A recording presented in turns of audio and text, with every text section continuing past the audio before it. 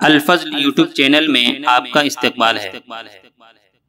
اس channel پر روزانہ قرآن پاک کی ایک آیت تلاوت مع ترجمہ اور مختصر تشریح کا سلسلہ جاری ہے۔ ویڈیو اپلوڈ ہونے پر نوٹیفیکیشن پانے کے لیے اس چینل کو سبسکرائب کریں اور بیل آئیکن ضرور دبائیں۔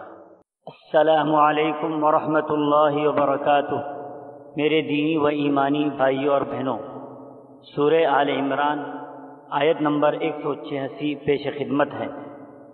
اعوذ باللہ من الشیطان الرجیم، لتبلغن فی اموالکم وانفسکم وَلَتَسْمَعُنَّ مِنَ الَّذِينَ أُوتُوا الْكِتَابَ مِنْ قَبْلِكُمْ وَمِنَ الَّذِينَ أَشْرَكُوا أَذًى كَثِيرًا وَإِن تَصْبِرُوا وَتَتَّقُوا فَإِنَّ ذَلِكَ مِنْ عَزْمِ الْأُمُورِ۔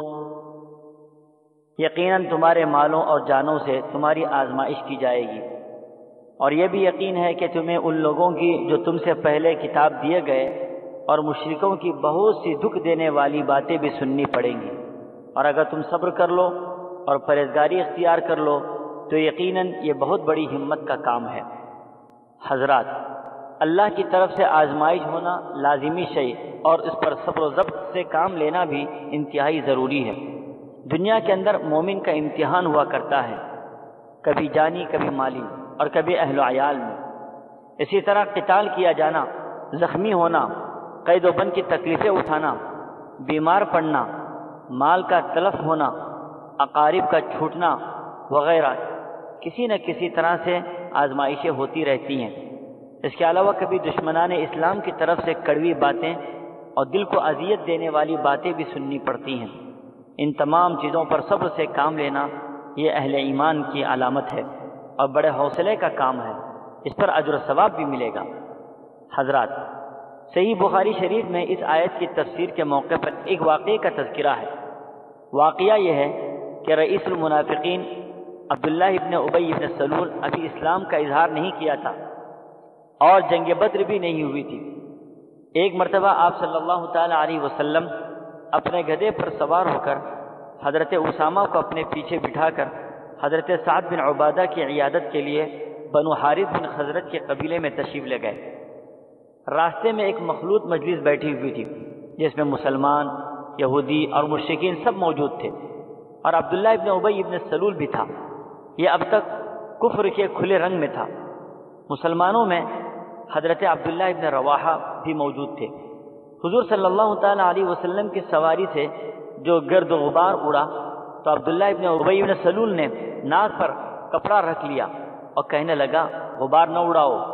حضور صلی اللہ علیہ وسلم پاس پہنچ ہی چکے تھے، سواری سے اتر آئے، سلام کیا اور انہیں اسلام کی دعوت دی اور قرآن کی چند آیتیں سنائی تو عبداللہ بول پڑا، اے صاحب، آپ کا یہ طریقہ ہمیں پسند نہیں۔ آپ کی باتیں حق ہی صحیح، لیکن اس کی کیا وجہ کہ آپ ہماری مجلسوں میں آ کر ہمیں ایذا دیں؟ آپ اپنے گھر جائیے اور انہیں سنائیے۔ اس منافق کی یہ باتیں سن کر حضرت عبداللہ ابن رواحہ نے فرمایا، حضور، بے شک آپ ہماری مجلسوں میں تشریف لایا کریں، ہمیں اس کی عین چاہت ہے۔ اس معاملے پر ان دونوں کی آپس میں خوب جھڑپیں ہوئی، ایک دوسرے کو برا بھلا کہنے لگے۔ معاملہ لڑائی تک پہنچنے والا تھا، لیکن حضور صلی اللہ تعالی علیہ وسلم کے سمجھانے پر آخر امن و امان ہو گیا اور سب خاموش ہو گئے۔ پھر آپ صلی اللہ تعالی علیہ وسلم اپنی سواری پر سوار ہو کر حضرت سعد کی عیادت کے لیے آگے بڑھے۔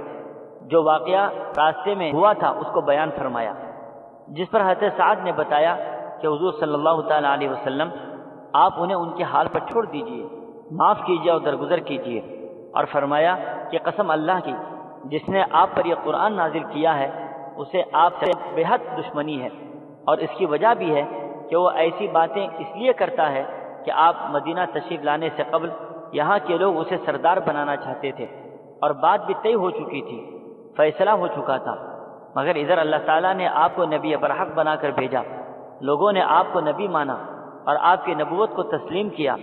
اب اس کی سرداری جاتی رہی جس کا اسے بہت رنج ہے، اسی وجہ سے یہ اپنے دل میں جلتا بھونتا ہے۔ حضرات، آیت کا خلاصہ یہ ہے کہ دنیا کے اندر ہر طرح کی آزمائشیں و تکلیفیں آتی ہیں، اس پر صبر و تحمل سے کام لینا یہ مومن کا شیوا اور اسوہ ہے۔ گالیاں سن کر دعائیں دینا، تکلیفوں کو برداشت کرنا اور عفو و درگزر سے کام لینا یہ نبی کریم صلی اللہ تعالیٰ علیہ وسلم کی عادت تھی۔